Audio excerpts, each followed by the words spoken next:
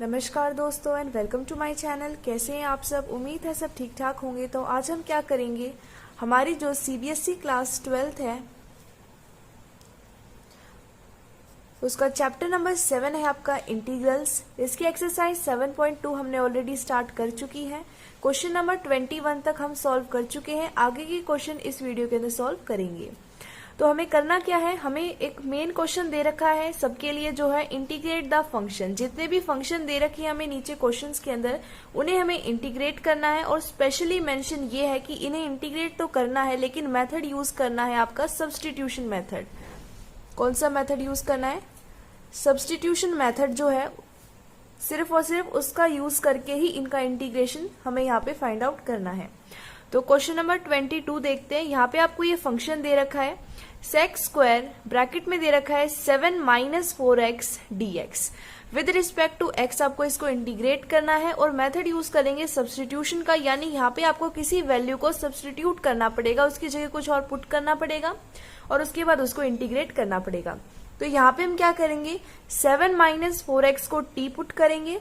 देखते हैं कैसे, यहाँ लिख लेते हैं let 7 - 4x is equal to t। इसको t पुट करने के बाद हमें करना क्या है, हमें बोथ साइड यहाँ पे डिफरेंशिएट करना है। तो ये बन जाएगा आपके पास 7 का हो जाएगा 0। तो हमने यहाँ पे क्या किया, हमने इसको t के इक्वल कंसिडर कर लिया और उसके बाद हमने बोथ साइड यानी कि लेफ्ट हैंड साइड और राइट हैंड साइड डिफरेंशिएट कर दिया विद रिस्पेक्ट टू x। तो हमारे पास आ जाएगा -4 dx upon dx is equal to dt upon dx। ये तो हमारा कैंसिल ही हो जाएगा। अब यहाँ से हमें dx की वैल्यू चाहिए तो dx उधर चला जाएगा मल्टीप्लाई में, यानी कि -4 dx is equal to dt। अब यहाँ पे अगर हम देखते हैं तो हमें dx की वैल्यू चाहिए, तो यहाँ से हमारे पास dx की वैल्यू आ जाएगी -dt अपॉन में 4। ठीक है, अब ये dx की वैल्यू और हमारे पास ये 7 - 4x की वैल्यू t जो है, हम हमारे यहाँ पे इंटीग्रेशन के अंदर पुट कर देंगे।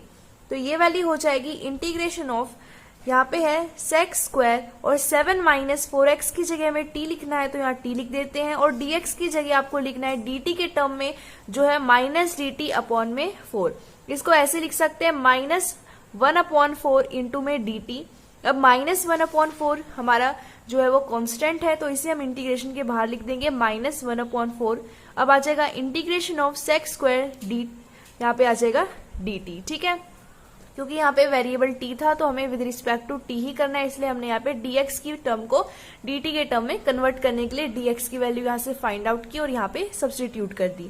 अब नेक्स्ट हमें क्या करना है, अब हमें पता होना चाहिए कि integration of sex square t क्या होता है, और ये होता है आपका tan t। ठीक है, तो ये हमारे पास वैल्यू हो जाएगी -1/4 और यहाँ पे हो जाएगा, यहाँ पे integration of sex square t dt, ये हो जाएगा आपके पास tan t, और उसके अलावा आपके पास प्लस में c एक कांस्टेंट आएगा जो आपका आर्बिट्रेरी कांस्टेंट होता है इंटीग्रेशन का। तो ये वैल्यू हो जाएगी -1/4 tan। अब फिर से आपको क्या करना है, जो t की वैल्यू आपने यहाँ पे सब्स्टिट्यूट की थी उसको ही यहाँ पे लिखना है, क्योंकि हमें क्वेश्चन के अंदर फंक्शन x की टर्म में दे रखा था तो हमें लास्ट में आंसर भी x की टर्म में ही रखना है। इसीलिए यहाँ पे t की वैल्यू फिर से हम पुट कर देंगे 7 - 4x प्लस में c। तो ये जो आपके पास आया है ये हमारे पास आंसर आ गया, यानी कि ये इंटीग्रेशन आ गया by method of substitution given function का। ठीक है, तो काफी सिंपल है ये। इसके बाद नेक्स्ट क्वेश्चन है 23। इसके अंदर आपको दे रखा है ये फंक्शन, इसका इंटीग्रेशन करना है। फंक्शन है sin इनवर्स x अपॉन में √1 - x स्क्वायर dx। तो ये भी बहुत ही ज्यादा सिंपल है, इसमें भी आपको सब्स्टिट्यूशन का यूज करना है। तो उसके अंदर हम देखेंगे, देखो अगर हम जो sin इनवर्स x है, अगर इसको t के इक्वल पुट करते हैं और फर्दर उसको डिफरेंशिएट करते हैं विद रिस्पेक्ट टू x, तो हमारे पास वैल्यू वही आएगी जो हमारे डिनोमिनेटर के अंदर है, और फिर वो कैंसिल हो जाएगी और हमारे लिए इंटीग्रेट करना काफी इजी होगा प्रोवाइडेड फंक्शन को। तो हम क्या करेंगे, हम ये तो चाहते नहीं है कि हमारा इंटीग्रेशन जो है वो और भी ज्यादा कॉम्प्लेक्स हो जाए। इसको और इजी बनाने के लिए हम ऐसी ही वैल्यू को सब्स्टिट्यूट करते हैं ताकि इंटीग्रेशन और भी ज्यादा सिंप्लीफाई हो सके। तो यहाँ पे हम करते हैं लेट, हम sin इनवर्स x को पुट कर देते हैं t के इक्वल। अब हमें करना है differentiate both sides with respect to x।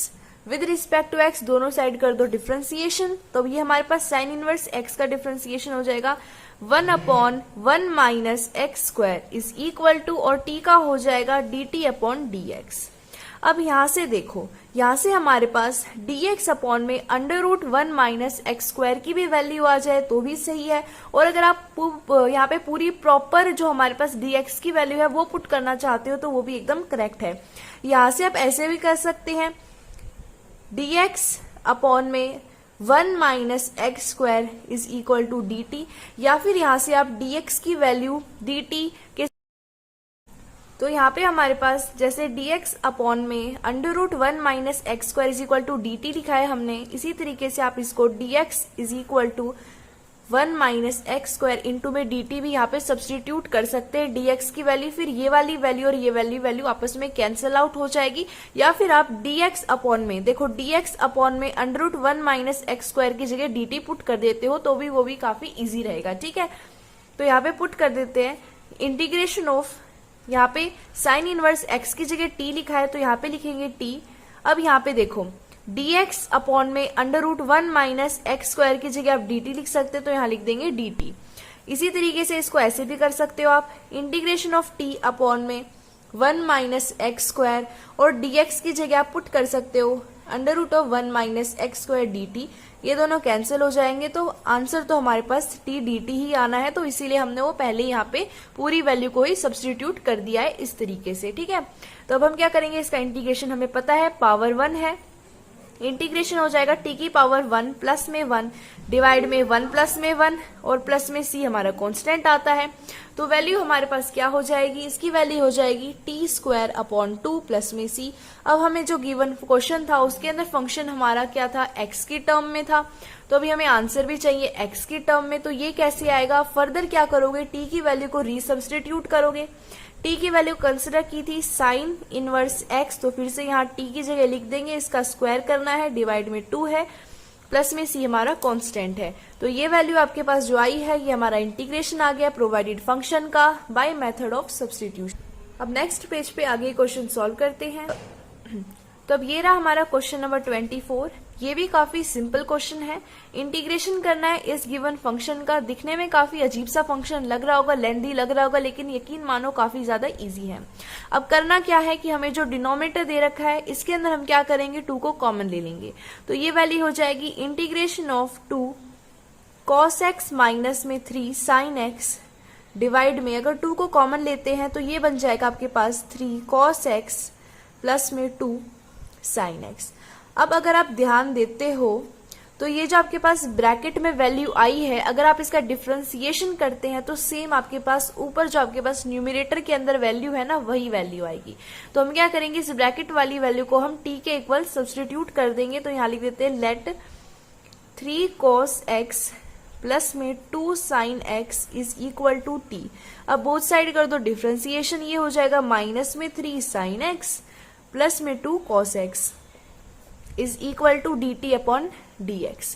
अब यहां से हम क्या करेंगे, इस वैल्यू को लिख सकते हैं 2 cos x माइनस में 3 sin x, और ये dx इधर चला जाएगा मल्टीप्लाई में, dx is equal to dt। अब यही पूरी की पूरी वैल्यू हमारी न्यूमरेटर के अंदर प्रेजेंट है, इतनी वैल्यू देखो ये रही 2 cos x माइनस में 3 sin x माइनस में 3 sin x इनटू में dx। तो ये जो आपके पास न्यूमरेटर के अंदर ऊपर पूरी वैल्यू है, इसकी जगह हम लिख सकते हैं dt, तो इसकी जगह लिख देते हैं dt, और इसके साथ यहाँ पे 1 आ जाएगा, डिवाइड में देखो 2 है यहाँ पे, और यहाँ पे आ जाएगा इस वैल्यू की जगह t। ठीक है, तो यहाँ लिख दिया हमने t। अब 1/2 जो हमारा कांस्टेंट है इसे इंटीग्रेशन के बाहर लिख दो, 1 में t dt करना है हमें। अब 1 में t का इंटीग्रेशन होता है आपके पास log mod ऑफ t, हमारे पास मल्टीप्लाई में कांस्टेंट है 1/2 प्लस में c हमारा कांस्टेंट है। अब हमारे x की टर्म में इसको वापस से लिखने के लिए t की वैल्यू को वापस यहाँ पुट कर देते हैं, तो हमारे पास आंसर आ जाएगा 1/2 log of mod of t की वैल्यू है हमारे पास 3 cos x प्लस में 2 sin x प्लस में c। ठीक है, तो ये आपके पास क्वेश्चन नंबर जो 24 है उसका इंटीग्रेशन आ गया है। अब इसी तरीके से नेक्स्ट क्वेश्चन देखते हैं, ये भी बहुत सिंपल है। 25th क्वेश्चन के अंदर आपको फंक्शन दे रखा है 1 में cos स्क्वायर x मल्टीप्लाई में 1 माइनस 10x का स्क्वायर। ठीक है, तो इसमें पहले इसको सिंप्लीफाई कर लो, तो 1 अपॉन में cos स्क्वायर x को हम sec स्क्वायर x लिख सकते हैं, डिवाइड में आपके पास 1 माइनस 10x का होल स्क्वायर है ही। अब हम क्या करेंगे, जो नीचे हमारे पास डिनोमिनेटर के अंदर ब्रैकेट के अंदर वाली वैल्यू है स्क्वायर को हटाते हुए उसको हम t कंसिडर कर लेंगे। तो यहाँ लिख देते हैं let 1 minus 10x is equal to t. अब हमें क्या करना है, दोनों साइड डिफ्रेंसिएशन करना है विद रिस्पेक्ट टू x, तो ये हो जाएगा 0 माइनस में sec square x is equal to d t upon d x.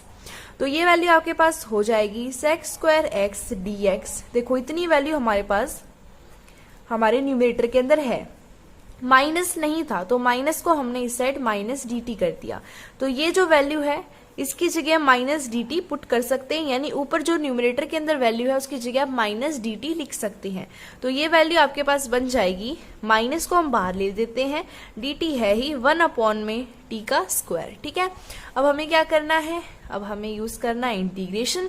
तो आपको पता है कि ये पावर ऊपर चली जाएगी, तो ये हो जाएगी माइनस इंटीग्रेशन ऑफ -2, यहाँ पे t की पावर हो जाएगी dt, तो ये हो जाएगा माइनस में t की पावर -2 प्लस में 1 दैट इज -1 डिवाइड में -1, यहाँ पे इंटीग्रेशन हो चुका है, प्लस में c हमारा कांस्टेंट है ही।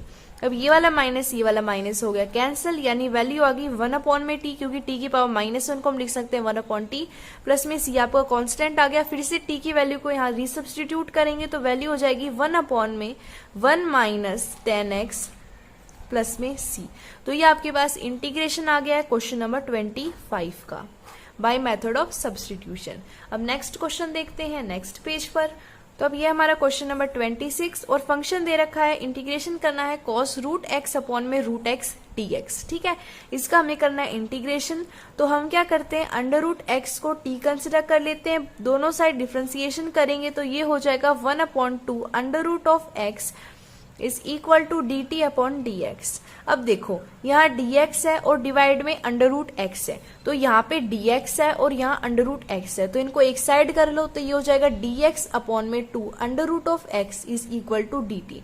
अब हमारे पास इतनी वैल्यू तो फंक्शन के अंदर है ही, तो हम क्या करेंगे 2 को उस साइड भेज देते हैं, यानी dx अपॉन में अंडर रूट एक्स की जगह हम लिख सकते हैं 2 इंटू डी टी। अब ये वैल्यू हम यहाँ पे पुट कर देते हैं, तो ये वैल्यू देखो क्या बन जाएगी, cos अंडर रूट एक्स की जगह तो हमें लिखना है t डिवाइड में, अब अंडर रूट एक्स की जगह हमारे पास t है ही, लेकिन इसको लिखने के बजाय dx अपॉन में अंडर रूट एक्स की वैल्यू डायरेक्ट यहाँ पुट कर देते हैं और वो है 2 dt। अब 2 हमारे पास कांस्टेंट है, बाहर आ जाएगा, integration of cos t dt। अब हमें पता है integration of cos t is sin t plus में c, ये आ गया आपका answer is equal to t. यहाँ पे जो इज इक्वल टू टी की वैल्यू है ना वो पुट करनी है, और t के बराबर है under root of x plus में c, ये आंसर आ गया, यानी इंटीग्रेशन आ गया हमारे क्वेश्चन नंबर 26 का 2 sine under root of x plus में c। ठीक है, बहुत ही ज्यादा सिंपल है ये, इसके अंदर बस आपको ये पता होना चाहिए, ये समझ होनी चाहिए कि इसका फॉर्मूला क्या होता है इंटीग्रेशन के अंदर, ताकि आपको ये समझ आ सके कि क्या चीज हम सब्स्टिट्यूट करें t के इक्वल कि हमारा इंटीग्रेशन बहुत ही ज्यादा आसानी से हो जाए। अब जैसे इस क्वेश्चन के अंदर जो 27 क्वेश्चन है, फंक्शन दे रखा है under root of sine 2x cos 2x dx, तो ये भी बहुत ही ज्यादा सिंपल है। अब देखो, अब हमें पता है कि यहाँ पे अगर आप cos 2x को रखते हैं t के इक्वल, तो ये हो जाएगा माइनस, इसका इंटीग्रेशन करने के पहले जो डिफरेंशिएशन करते हैं वो हो जाएगा आपके पास माइनस में साइन 2x इंटू में 2, लेकिन यहाँ पे माइनस 2x प्रेजेंट नहीं है, लेकिन ये जो अंडर रूट के अंदर वैल्यू दे रखी है साइन 2x, इसे आप t के इक्वल कंसिडर करते हैं और फर्दर उसका डिफरेंशिएशन करते हैं, तो वो हो जाएगा cos 2x इंटू में 2।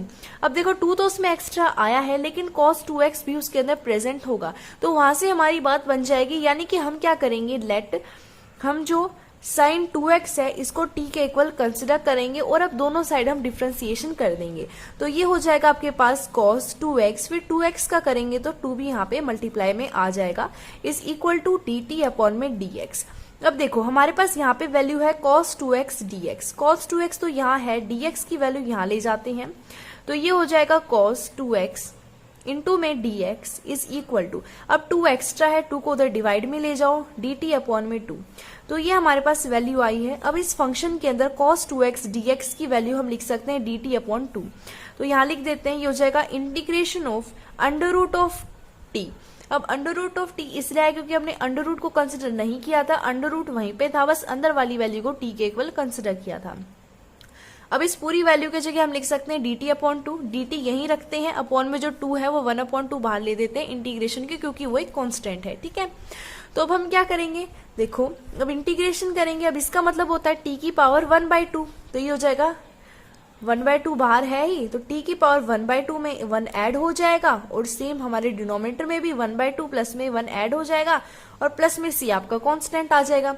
तो वैल्यू आ जाएगी 1/2 इंटू में, यहाँ पे देखो क्या हो जाएगा, सबसे पहले ये देख लो, ठीक है, इसको एक बार भूल जाओ। तो वैल्यू आ जाएगी t की पावर 3/2, सिमिलरली नीचे भी 3/2 आएगी, फर्दर यहाँ जाके 2/3 हो जाएगी, ये 2 से 2 कैंसिल, तो वैल्यू आ जाएगी 1/3, t की पावर 3/2 प्लस में c आपका इंटीग्रेशन का कांस्टेंट आ ही गया। अब फिर से t की वैल्यू को x के टर्म में कंसिडर कर लेते हैं, जो है sin 2x, तो वैल्यू आ जाएगी 1/3, यहाँ पे हो जाएगा sin 2x का पावर 3/2 प्लस में c हमारा आर्बिट्रेरी कांस्टेंट ऑफ इंटीग्रेशन। तो इस तरीके से आपका जो क्वेश्चन है 27 वो भी सॉल्व हो गया है, ये इसका इंटीग्रेशन आ गया है। आई होप आपको सारे क्वेश्चन अच्छे से समझ में आ गए होंगे। आज की वीडियो में इतना ही, नेक्स्ट वीडियो में जल्द मिलेंगे, तब तक के लिए धन्यवाद।